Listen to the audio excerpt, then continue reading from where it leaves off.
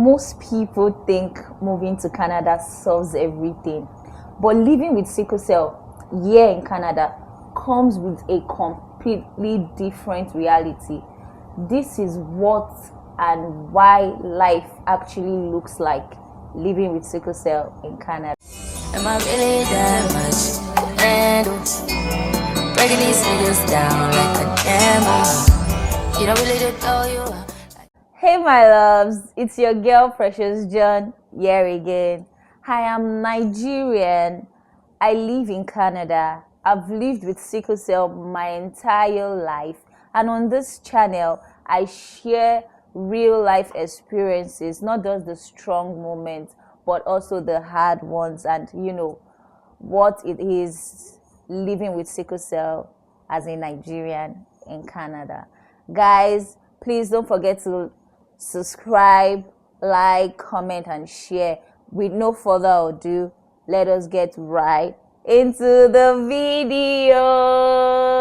So I would love to share my expectations, like the expectations of people. I would love to share the expectations of people and my own reality.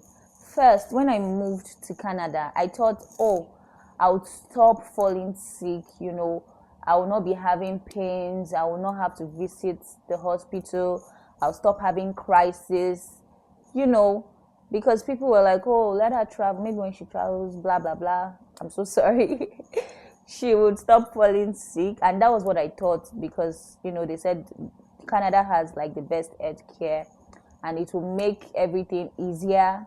And yes, in many ways, I will not even lie, in many ways, my life has been easier compared to when I was in Nigeria.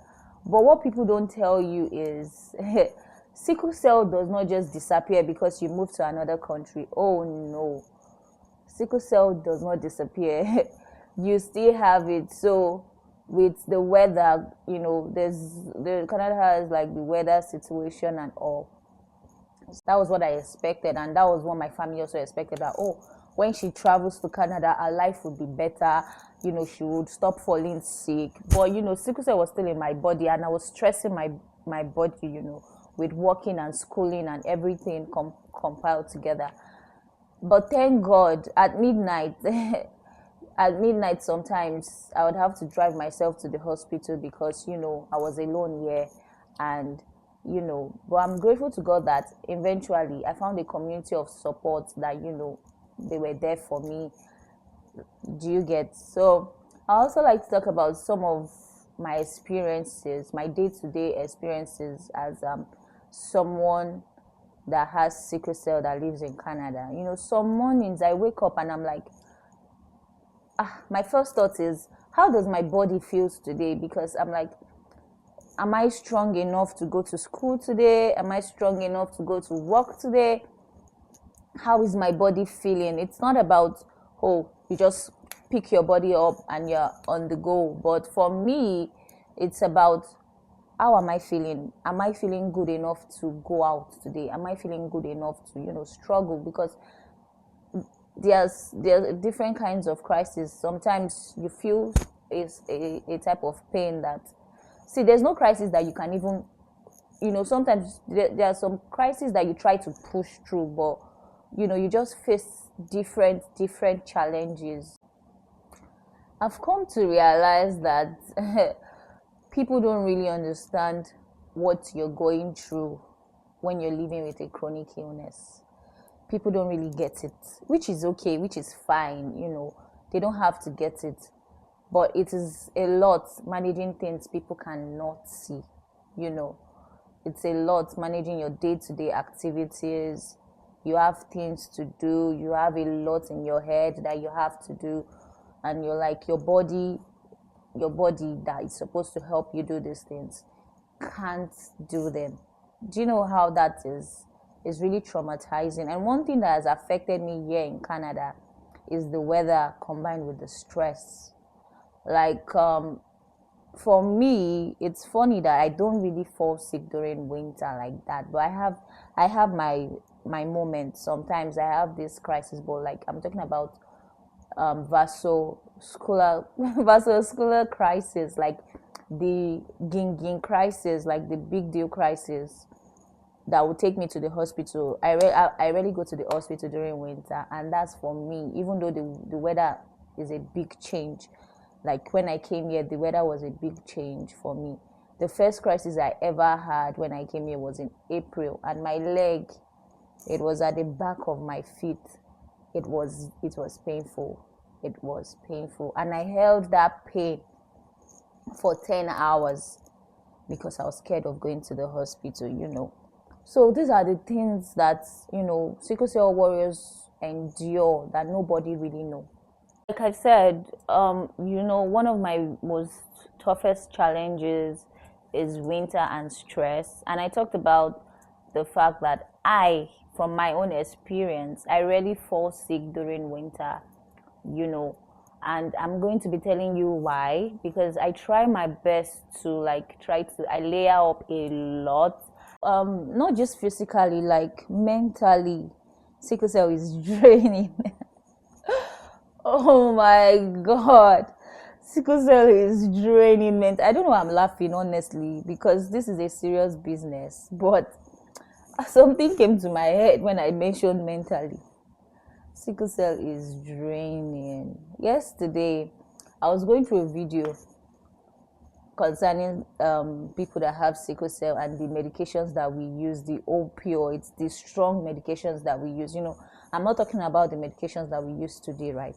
But the thing is, I noticed that I can't talk about one sickle cell topic and not enter into another. So I try to, when I enter into another, I try to cut it short. So I don't deviate from the topic we're talking about today, which is, about having sickle cell as a Nigerian in Canada, what my life is like, Yeah, so it's draining mentally because when you're in the hospital, the amount of opioids they give you. Opioids are strong painkillers, like very strong painkillers that they give sickle cell warriors in the hospital to help with their pain.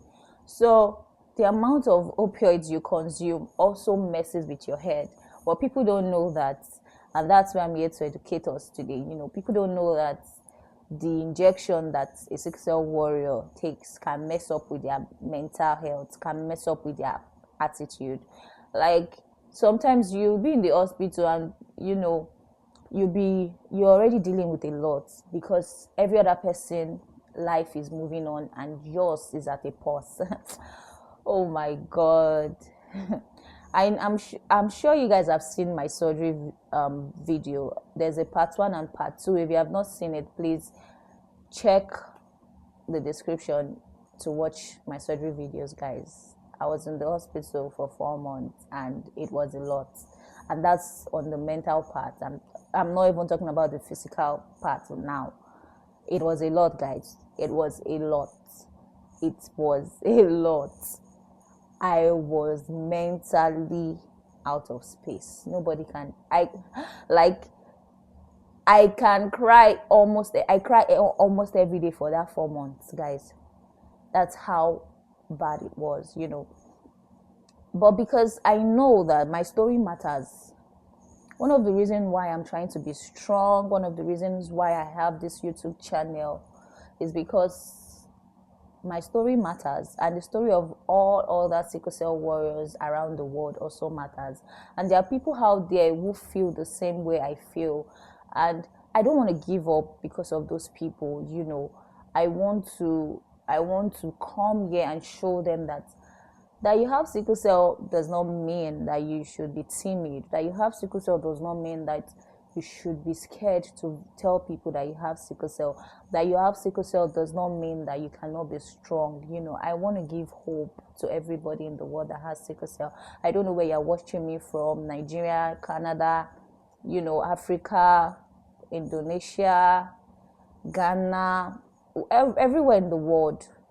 If you're watching me and you have sickle cell, I want you to know that I love you guys so much, and I'm sending my love out to every one of you, and I'm grateful that you chose me, you chose to watch me. Say that if you're living with sickle cell or any other chronic illness, if you're an immigrant navigating a new country, this channel is for you.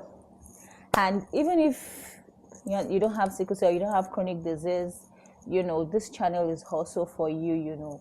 I want us to get to know each other more. I want us to know more about the topic. I want us to enlighten each other, and just be kind in general to everyone that has chronic illness. So guys, thank you so much. If you watched up to this point, shout out to you. Thank you so much for following me. Thank you for subscribing to my channel. Thank you for loving me. With no further ado, guys, please don't forget to subscribe, like, share, comment. You guys don't always comment. Please comment, leave your thoughts about the video so we know moving forward what we can do better, and just feedbacks. Thank you so much, guys. It's your girl Precious John signing out. What the fuck is the design on right now?